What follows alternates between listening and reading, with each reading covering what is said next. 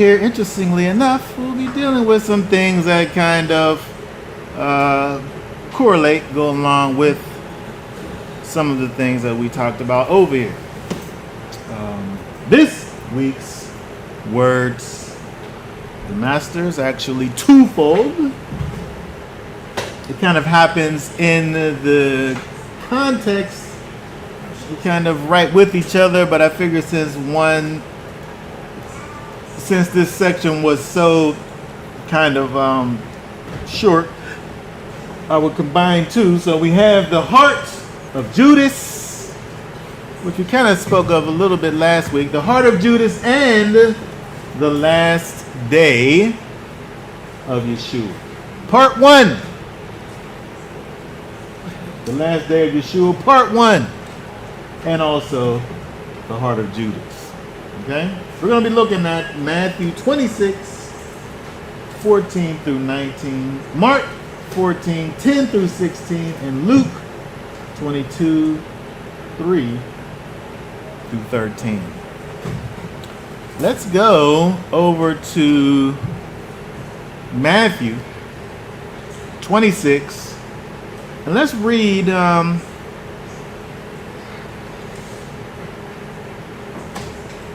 let's first read, I want to read the different versions of this thing that happens over here with Judas. And so let's look at Matthew. We're going to read Matthew, Mark, and Luke's versions, only because we gain a little bit more information when we put them all together. So let's look at first Matthew 26, 14 through 16. Matthew chapter 26, verse 14. Then one of the 12 called Yehuda from where is that? Corinth? Corinth? Yep, that there says Cariote. Cariote. Okay. But the Iscariot is what it was saying. Went to the chief priest and said, "What would you give me to deliver him to you?" And they counted out him 30 pieces of silver. And from then on, he was seeking an occasion to deliver him up. Okay, very good. And then, so let's add to that Mark 14, 10 and 11.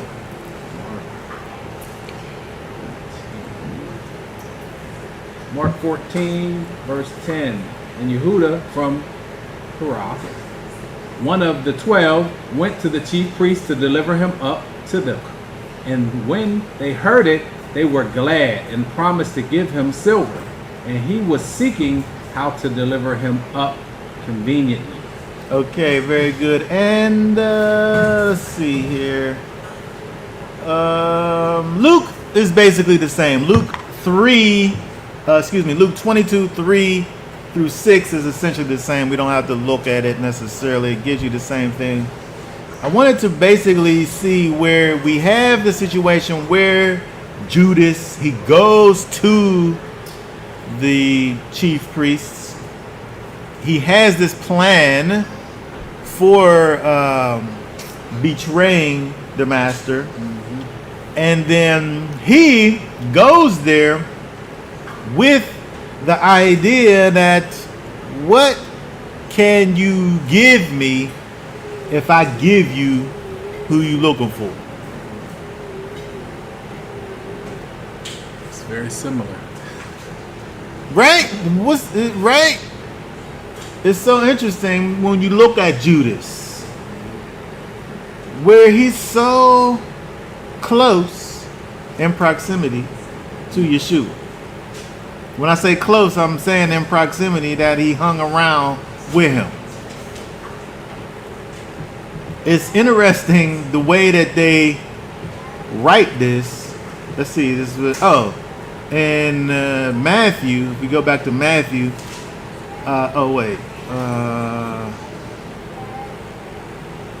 no, it's not Matthew's version, it's Mark's version. Mark, where did it say? Oh, it kind of does say, Matthew says he's one of the 12. Mark says he's one of the 12. Oh, I think it's Luke. Oh, Luke says it the weirdest way. Let's go to Luke because that is something that's interesting. That I don't know if they're meaning to put this in there, or I'm just taking it a certain kind of way because the other versions, Mark and Matthew, talk about Judas and say that he was one of the 12. But read Luke 22 verse 3. And Satan entered into Yehuda, who was called man of Corintth, who was numbered among the 12. Now, I don't know if I'm just looking at this way, but when I see Luke's version, when he says that he was numbered among the 12, to me, and I don't know if it's just the way I'm thinking about it, I feel like there's kind of a separation, like he was numbered among them. Like he was 13. Yeah, but he wasn't really like, you know what I mean? He was one of the 12, like he was considered to be with them, but he wasn't really with them. And I don't know if it's kind of hindsight because every time he's mentioned, most of the time he's, it's almost like they're evil tonguing him, like. But it's warranted, I guess, right? But they always say, Judas Iscariot, the one who betrayed Yeshua. Right. Like that's how he's remembered. Like that's his moniker almost. Handle. That's his handle. Yeshua, Judas Iscariot, the one who betrayed. Like you got to say all of that when you're talking about him. Like the one who betrayed Yeshua. But Judas is interesting. When we look at Judas, kind of like Balak. Mm-hmm. He has this. Is that long enough to reach right here? I'm trying to see. I don't think so.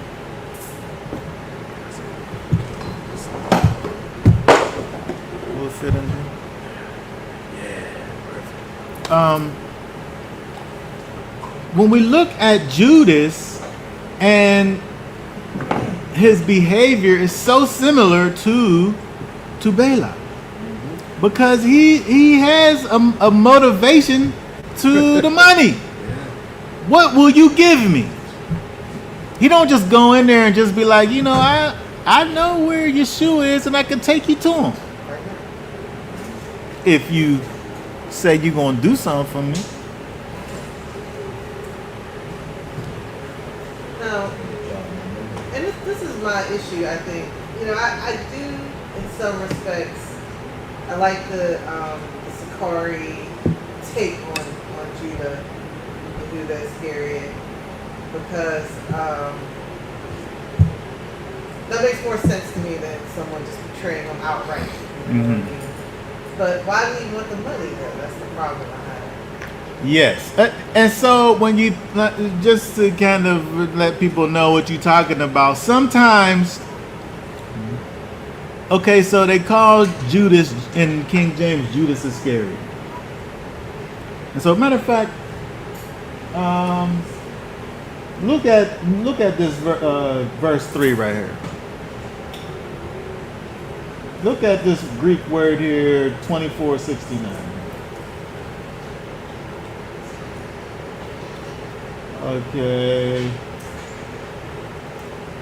Okay, so this is an interesting thing because they don't really know.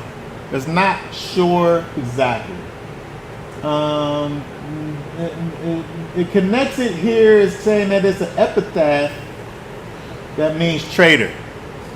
Right? But let's look at this. Look at it because what they're doing here is kind of combining these two words. What's that say there? That word there. Man.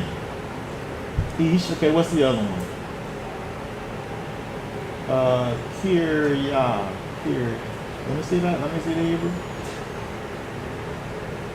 Oh yeah, Kiryah. What's that? Let's see that word there. Hold on. What is it? Oh, flooring, city. Oh, from here. We got to keep on going here. Okay, light. to bring impose roof, appoint beams, befall. Okay, so it's almost like Iscariot is this thing that kind of has this negative connotation in terms of knowing that Judas was this betrayer. But also a thing here. Go to that Greek there. Look at let's see what Thayer says.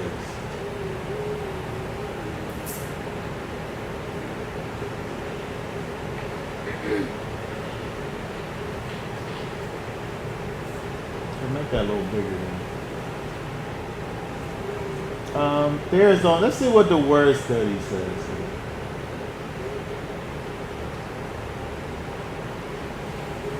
Surname of the town.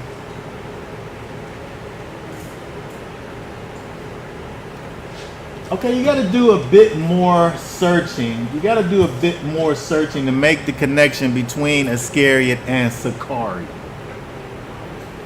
There was a sect of Jews at the time who were revolutionaries. They was like, it was known that they went over to Alexandria and pretended to be refugees over there with the North African the Israelites that were in North Africa and Alexandria and Egypt. It was known that they went over there and pretended like they was refugees and then start killing the Hellenized Jews because they had these in their minds Greek thought processes that they was entering into the culture that needed to be removed. And so they go over there and like I said, and pretend to be kind of in need of a place of protection, and they end up killing a bunch of these Hellenized Jews over there. But it was in the light of righteousness, though. Ari, close that door back there so it don't suck up all the hot air. The cool air. They, in their thought process, were working righteously. And so, you'll find some commentators that will say that Judas wants to push forward the timeline, and he's doing this kind of crazy thing by betraying Yeshua to cause him to hurry up and be killed so that he could hurry up and go back to the Father, and so he could hurry up and come back and rule and reign like he's supposed to. Interesting. And so there's, the argument could be made, but you have this whole thing with this whole going over here and trying to get this money thing, which kind of murkies the thought process. It kind of takes the righteousness away when he's like, what could you give me? I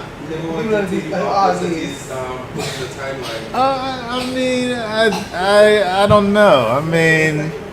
Like I'm saying, it's like we can try to make an excuse for Judas, but I feel like Judas was wicked. I feel like he was wicked. Like it's like, and people do it. People do it, and they say what they say about him and try to make him be like revolutionary. And I hear it, but there's problems with that. Yeah. There's problems with it. And I think there's problems with you if you believe that. Because it's like, you know what I'm saying, you're justifying his wicked right. behavior. Yeah, it's a problem. Let's go over. So I want to look at a couple of things here because Judas shows us his heart. Let's look at John 12:6. John 12,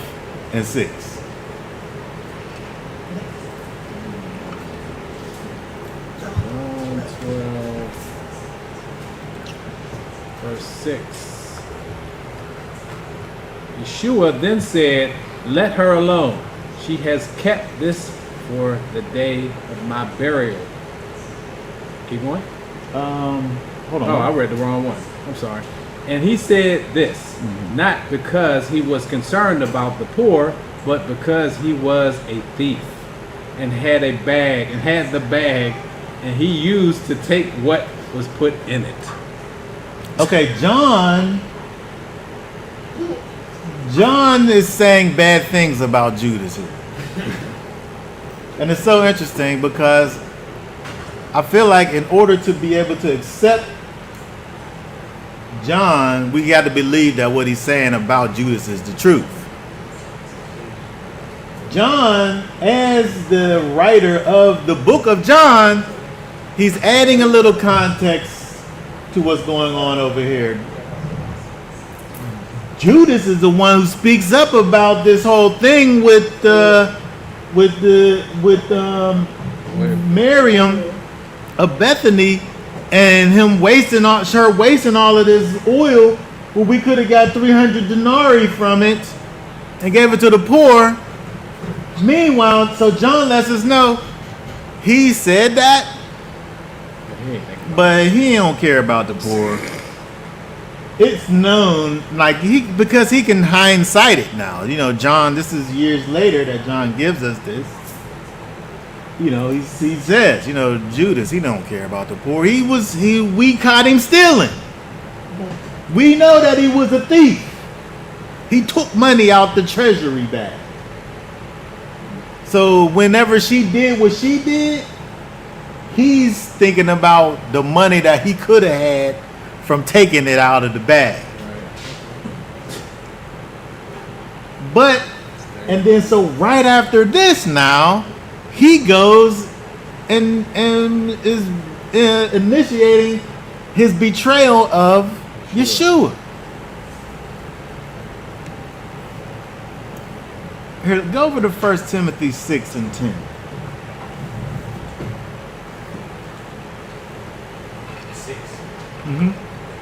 Verse 10. 1 Timothy chapter 6, verse 10. For the love of silver is a root of all kinds of evil, for which some, by longing for it, have strayed from the belief and pierced themselves through with many pains. Man, if that right there ain't the story of Judas's life, I don't know what is. Like something pushes him over the top.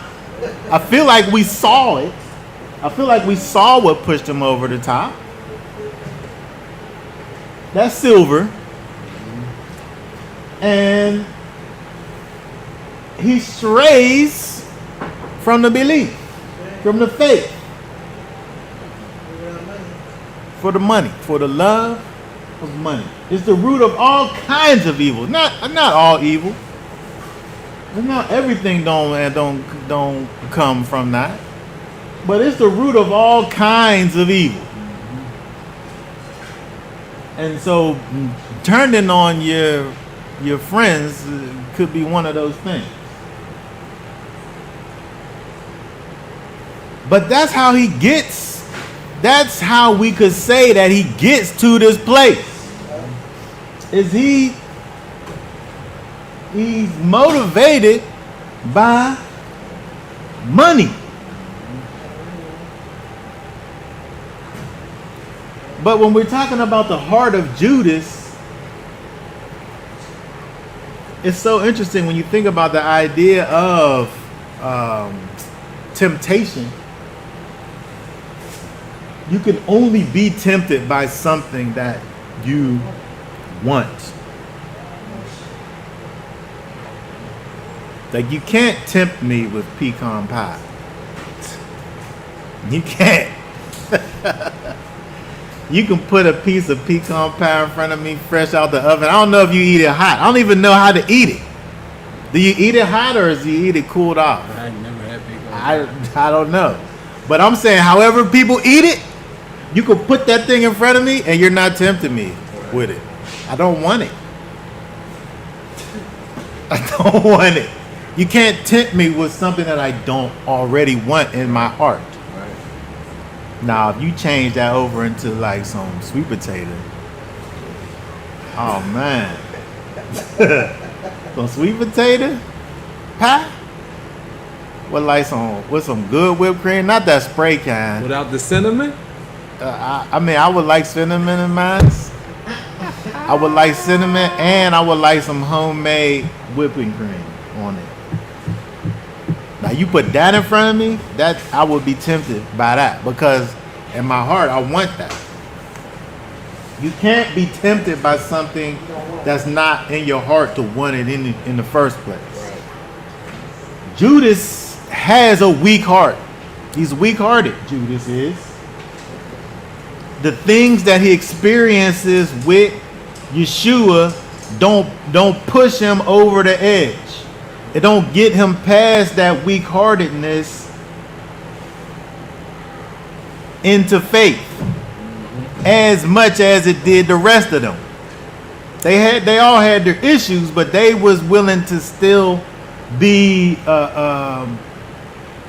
faithful to the faith, to Yeshua. They basically all experienced the same thing. Right? They saw the same thing he saw. But when he saw that, it took him to a place where he wasn't able to even come back from it. But I'm saying that his heart was never softened by his experience with Yeshua in the first place. And so he's kind of like Balaam. Is where he has that proximity to Elohim, but without the influence though. He got all types of proximity, no influence.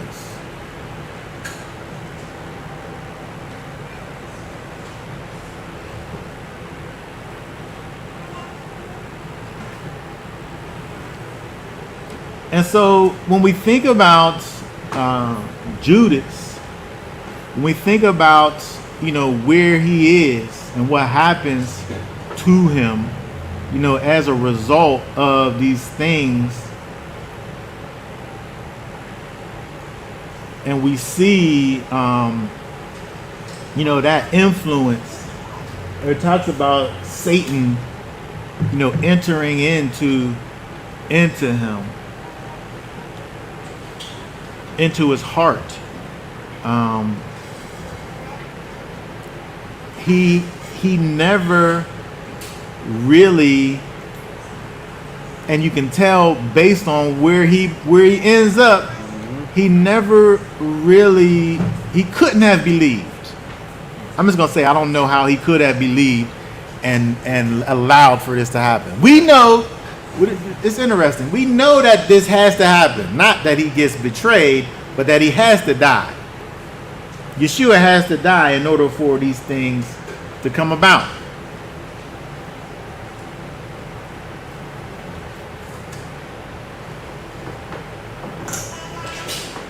But the way that it happens, I'm saying, it didn't have to be one of his own people that did it like this.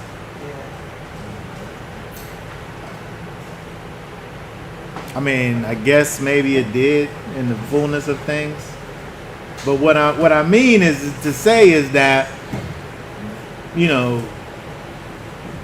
we are able to see through the actions of Judas that, as far as my thoughts about it is that I don't understand how he ever really could have had that real relationship with Yeshua and him still get to this place. He always had to have been kind of a little bit on the outside. And it's interesting when you think about kind of the yes, he was spiritually disconnected. And that's not to say that the other ones were so much far above him. Because what we find out that the rest of the disciples in that time in between the time that he dies and the time that he comes back, the disciples, they're hiding. And when he does come back, they're really unsure and need it to be proved to them. So they're not perfect. The other disciples aren't perfect, but they don't take it this far like what Judas has done.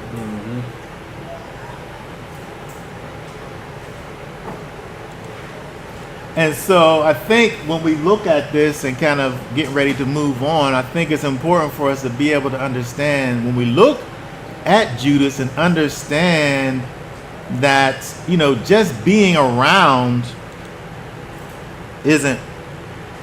that's not what you need. It's not just about being around, because Judas was around Yeshua. There was only 11 people that was closer to Yeshua than him. You know what I mean? And that's a small number when you think of the scope of things. Yeah. It was only 11 people that was closer to Yeshua than Judas. And they were all competing to be the most closest. Yeah, yes.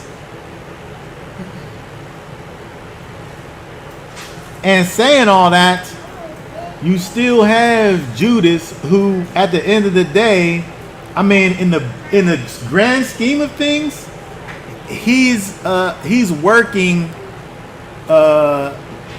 What he does advances the kingdom. But you could say that about the people who was whipping Yeshua too, though. That advanced the kingdom too.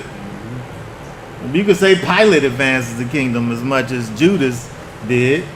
And so just to say that as a statement is not really, it's not good enough, because he never really believed in Yeshua. I'm saying to have betrayed him in this way for money. I feel like if he don't have that part in terms of what you gonna give me, I feel like without that, the argument for him being kind of some kind of revolutionary, I think is better. If you don't have that part of what you gonna give me. Like if he just goes and is like, I know where he's at, I'll take you there right now. For nothing. Right, or if he don't accept the money. Yeah. If they offer it to him, it's like, no, it ain't about the money. That's make it believable. Make it Yes, make it believable. believable. Hold on, say that again. Make it He has to believable. make it believable. Oh, so you think that this is just kind of a part of the thing? Like so you giving them the righteousness, you giving them the benefit of the doubt. I'm just saying what you're saying. This is what you said. Because I'm not giving them the benefit of the doubt. I'm saying Judas is wicked, Nah, he wicked for real. but, 100%. Like this, based on like a revolutionary concept, he has to make it believable. Like, look, I'm not just gonna give it up like that. What am I gonna get in return? Just to make it seem authentic. That he's not just betraying him for nothing. So I guess offing himself too would be part of the revolution. I know. That's No, what that's I mean. guilt. That's guilt kicking. Yeah, it'd be the guilt. Yeah. So I mean, I guess to if you think about it long enough, you can kind of move in that direction. But there's just too many things that kind of bring you back. It's like right when you begin to try to I mean, make a you know what I'm case saying? for I him. think it sounds good. The whole revolutionary thing sounds really good until you get to these kinks. Yeah, until Yeah. you get to the kind of the meat and the potatoes. Kinks start to come out. Like it's kind of got you have this garnish, but then when you get down to the meat and potatoes, you know he was a thief. You know he wanted something in return. You know it's just it's hard. It's hard to kind of maintain that idea. Yeah, and you know this. Somebody had to do it. Somebody it had to be done. Huh? Somebody had to do it. Somebody had to do it. You know the people who call themselves Jews will call you an anti-Semite if you say that the Jews killed Jesus. That's anti-Semitism to them. That's what I got whenever I came into the Sabbath. I was told, like, the Jews killed Jesus. And it was like, so that's why we shouldn't do the Sabbath. I mean, I'm saying, but that had to happen. It happened. But even though it had to happen, the people who did it was ignorant and wicked, though. Like you can't get around it. The people who did it was ignorant and wicked. These people over here, these chief priests who sought to kill Yeshua, were doing it out of ignorance. He was out manifesting the righteousness of the Most High.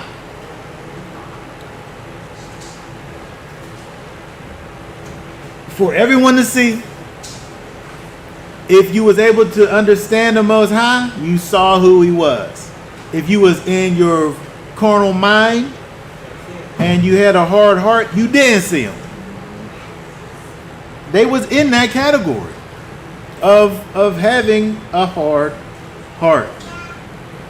And so, although it's necessary, I mean, Yeshua, being who he is, has to have known the whole time the heart of Judas. Right. But knowing that, you know, it has to be like it has to be, he just goes with it. He still let him be around. Yeah. I mean, what Hiskey said, where did Yeshua find Judas? I don't know. He kind of just pops up in the list, and you know, early when you have like an origin story of like Peter and Andrew and James and John.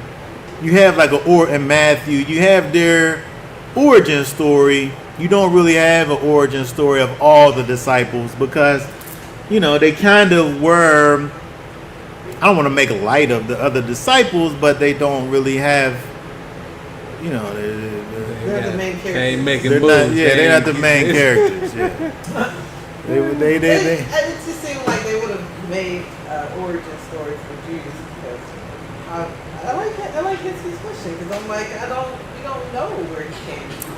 Yeah, but, I mean, I guess at the end of the day, we learned about him what we need to learn about him. Which was, and I think one of the reasons is because how he ends. And again, every time he's named earlier, even by the first time you hear about him, is connected with him is that he's a betrayer.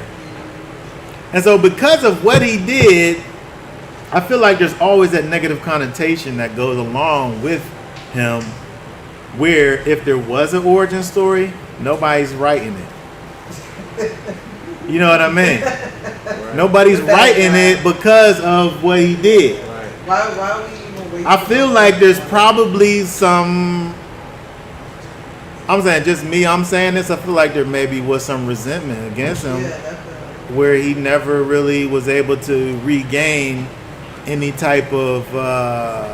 He was never able to positively speak about him They always said. I think that because the way that they put that moniker on his name, it wasn't only just like how Matthew was the tax collector. As like a way to distinguish him from other Matthews.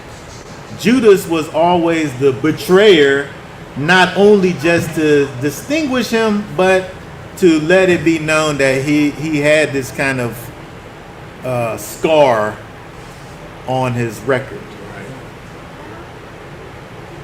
And he never comes back from it. He ends up murdering himself.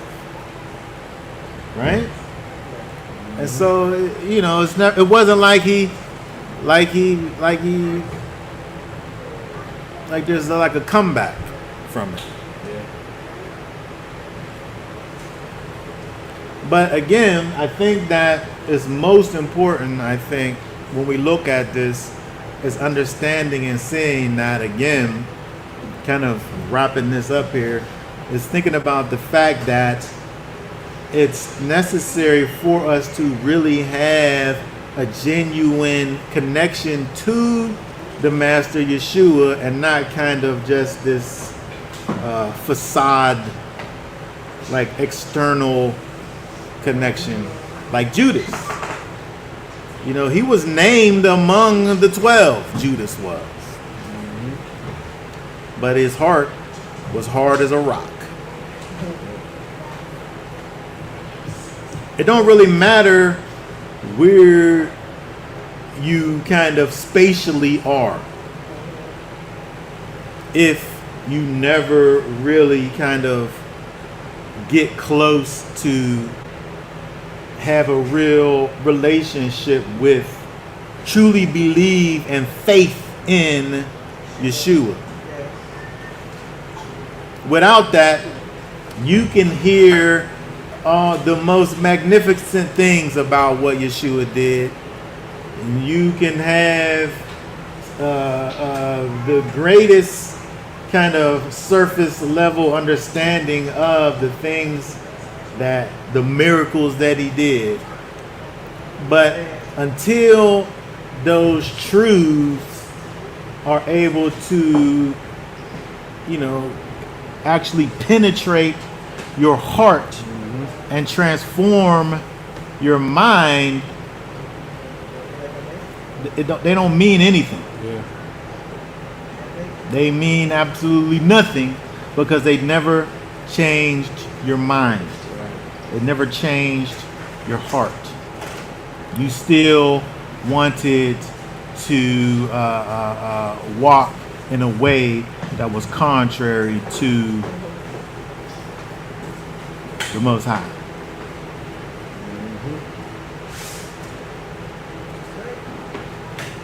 You know what? I want to say this too. I want to go over to, because we're not going to get to the last day of Yeshua, but I do want to say more about Judas's heart, because I want to go over to Matthew. Go over to Matthew 12 and 43.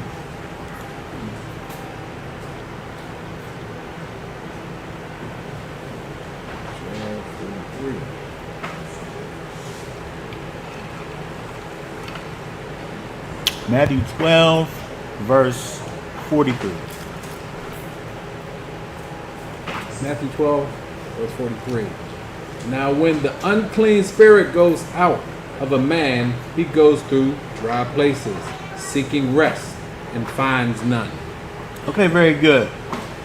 You know, in the context, this talks about Yeshua casting out these demons from these people, and then now the demon that has been cast out of the individual. But I want to concentrate on this thing of he goes through dry places.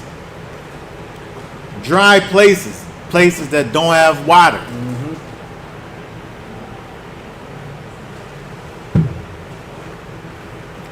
Yeshua talks about, let's see what Yeshua talks about water in John 4.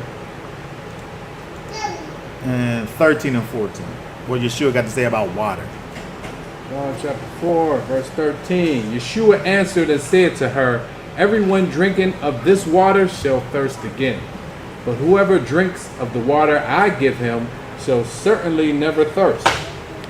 And the water that I give him shall become in him a fountain of water springing up into everlasting life. I wonder if Judas has some of that water. I tell you 100% he saw the water over there. 100% he sat next to the water. He was the closest person that was to the water. There was only 11 people that was closer to the water than Judas. But he didn't never drink of the water. Never tasted it. Judas was dried in the mud. No water.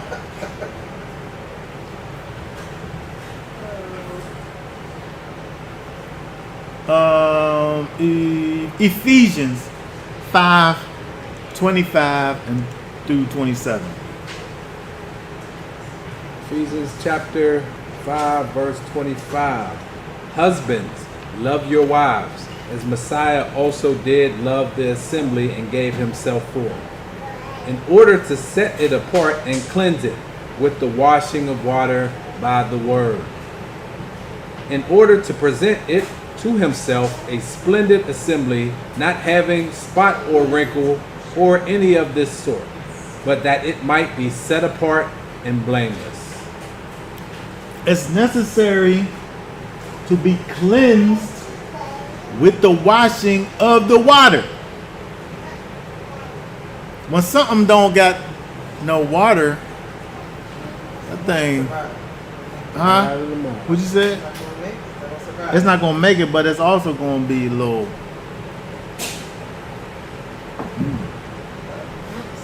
Little stank. It needs to be cleansed. Right? It needs to be cleansed. That's the way it becomes blameless. He said, in order to present it to himself a splendid assembly. It has to be washed with the water of the word. Now, Judas, he was in close proximity to that word, but never washed his heart. He never really experienced it. He just was in proximity to it. Look at Ezekiel 36 and 25 through 27. Judas is the epitome of dry places. Judas is. Ezekiel 36, 25 through 27. Ezekiel chapter 36, verse 25. And thou shalt sprinkle clean water on you, and you shall be clean from all your filthiness, and from all your idols I cleanse you. And I shall give you a new heart, and put a new spirit within you. And I shall take the heart of stone out of your flesh, and I shall give you a heart of flesh, and put my spirit within you. And I shall cause you to walk in my laws, and guard my right rulings, and shall do them. You can't have the 26 and the 27 part without the 25 part. You gotta have that sprinkling part of the clean water so that you could be clean and so that you could be cleansed from all filthiness. Right? Judas had some filthiness in his heart. He desired that filthy lucre. Yes. It never went away. He was up right over there when Yeshua talked about the love of mammon. He heard him say it. He was sitting right there. Yeshua probably was talking and probably spit on him on accident. He was so close. But he was still dry. Judas was. Because he didn't allow his heart to be cleansed by the word that was just right over there. It's like rebellion almost. Yeah. It's rebellion. Yeah. You right there in that close proximity and that don't affect you. Like you don't want it to affect you. Right. Like if I'm sitting next to Yeshua and I witness all that he is, like I literally witness it, like I don't want it. I don't want it. You want to be wicked. I want to be that way. I don't want him to change me. Because if I wanted it, I would have it.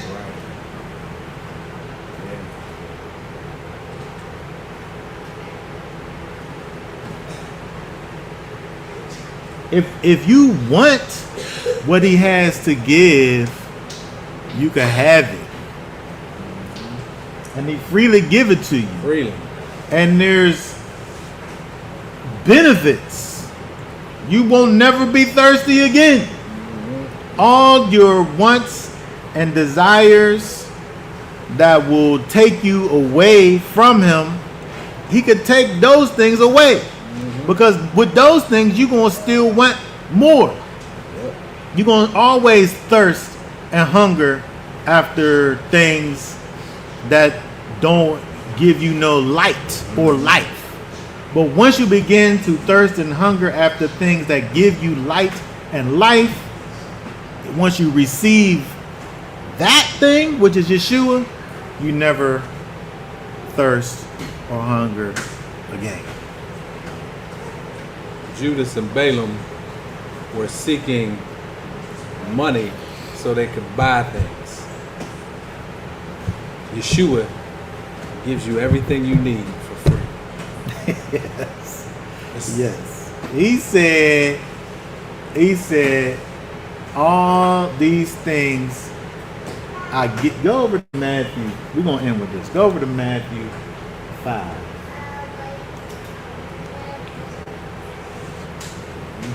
Go down.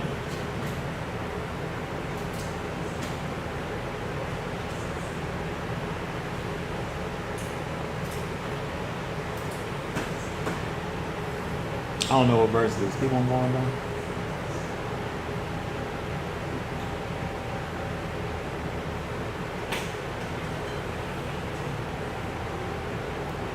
Where do it talk about hunger and thirst after righteousness? Is that chapter 5 or 6?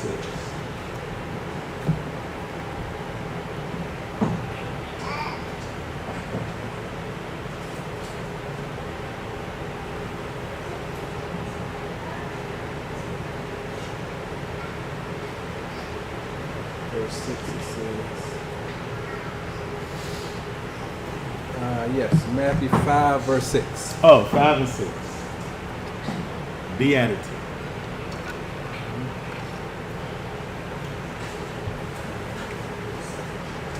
Oh, but it's not that one.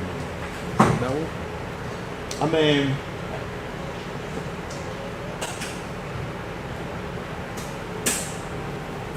I want the one where he say all these things will be added to you.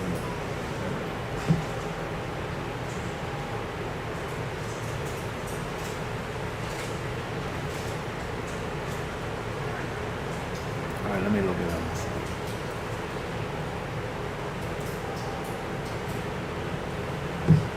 Verse 33, chapter 6. 33. Oh, 6.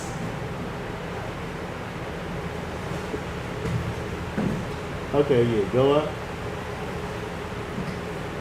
Go up. Oh, just start. Hold on, go back down. Start at 30. Matthew chapter 6 verse 30. But if Elohim so clothes the grass of the field, which exists today, and tomorrow is thrown into the furnace, how much more you, O you of little belief? Do not worry then, saying, what shall we eat? Or what shall we drink? Or what shall we wear? For all these the nations seek for, and your heavenly Father knows that you need all these. But seek first the reign of Elohim and his righteousness, and all these shall be added to you. Okay, very good. So all the things that you need that sustain you in life, which you might receive from having money,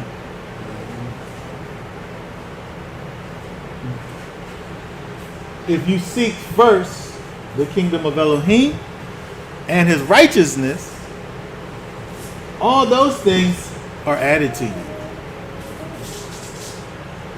And so if you are worried about trying to draw close to Yeshua and truly experiencing what it is that he has to offer to you,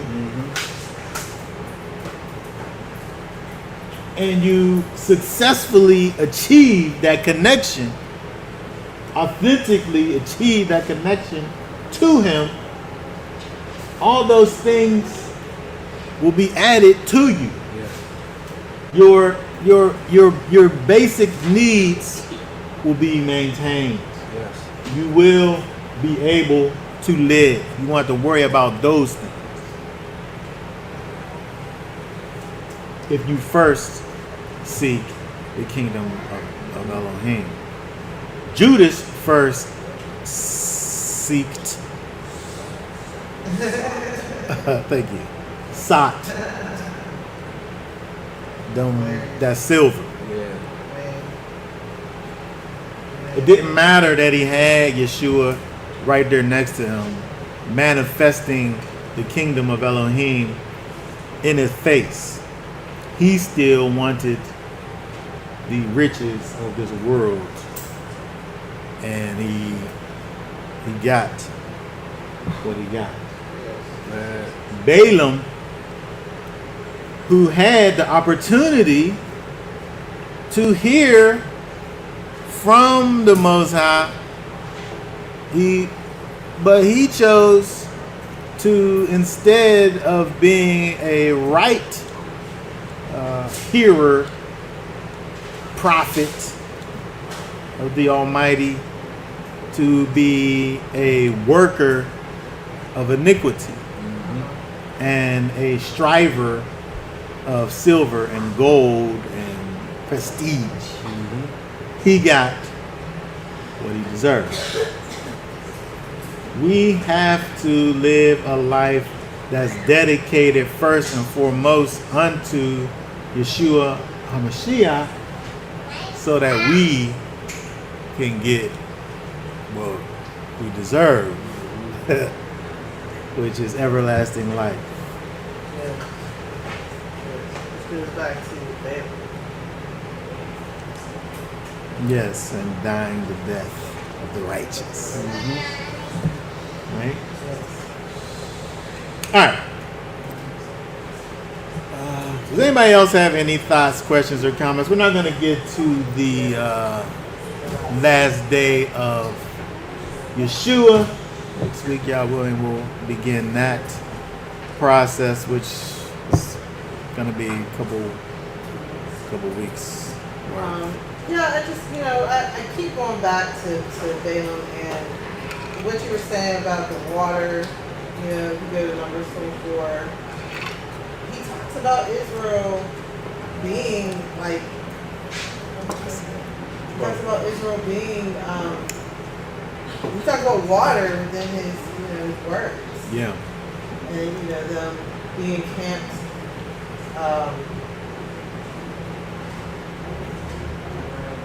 how good are your tents? Like, put it in the, going on 19 points.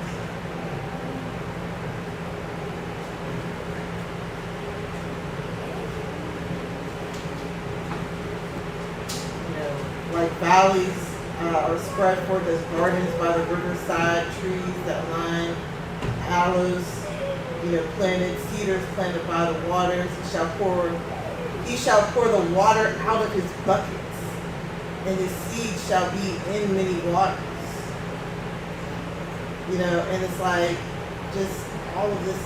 I mean, when he talks about pouring water out of his buckets, why don't that sound like Yeshua talking about drinking from this water and never thirsting again? I mean, he said, he that believes in me, out of his belly shall flow rivers of living water.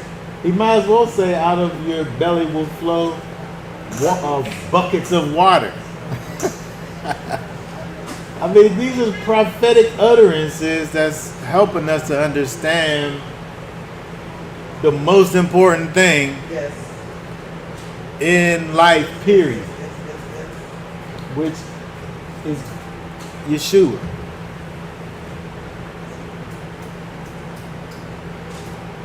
And again, Judas, who lived with Yeshua for a few years, never experienced it. And so, there's a good thing about Judas. There's a good thing that we could say about Judas. He can teach us about what not to be. Balaam too. And Balaam.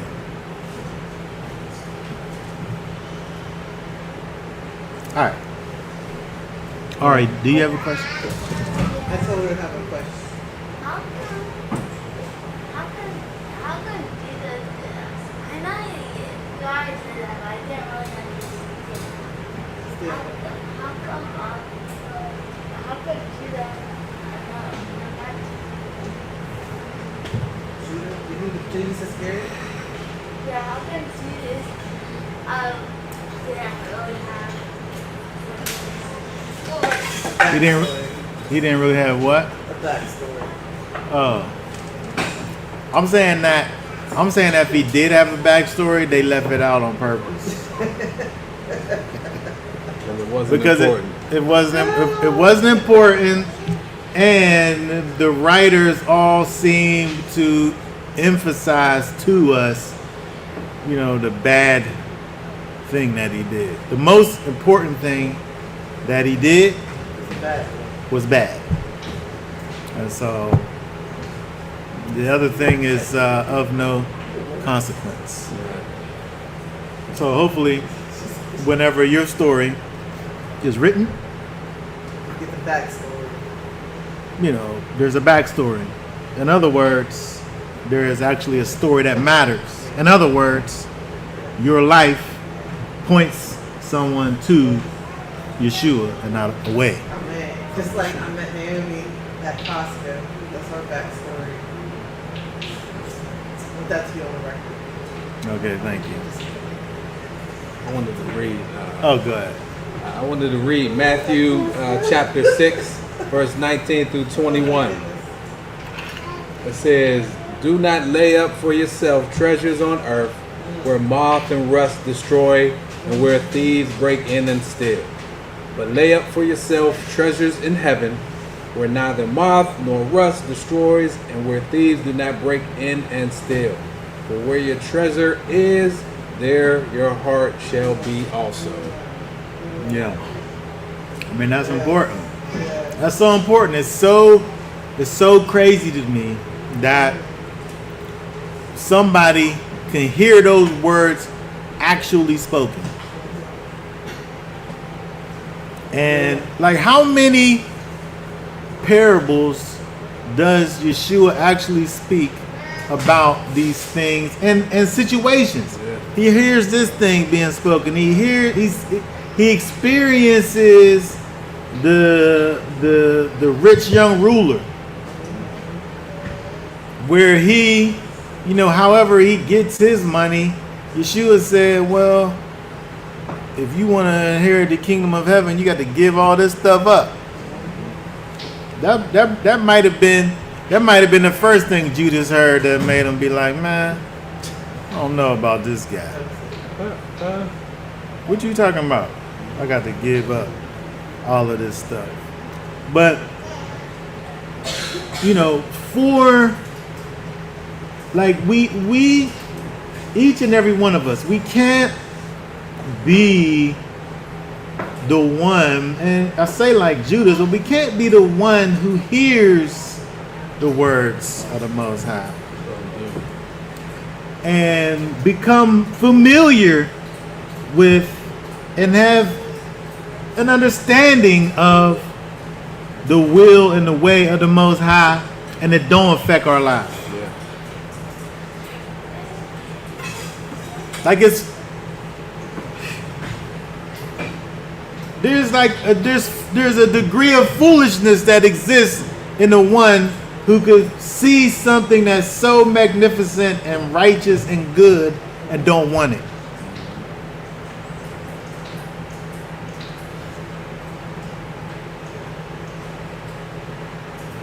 Yeah, you know what? Thinking of that, I respect people that want to be wicked.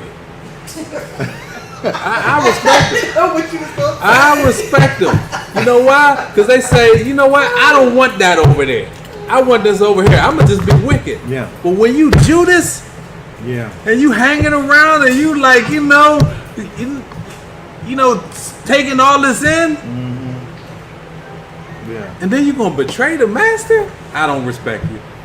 Yeah. I respect the wicked and them being wicked. Hey, it's their life. They got free will. You want to be wicked? Be wicked. But what's the sense of you being in here, in this class, right now, and you want to be wicked? Just go be wicked.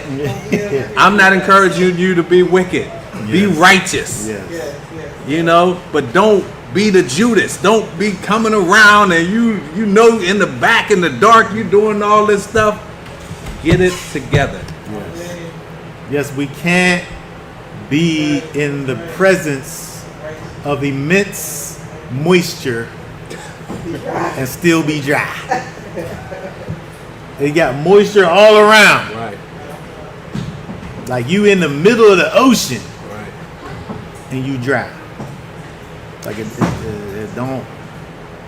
don't correspond. Like it don't go together. Like if we was gonna remember, if the word of the day, be wet.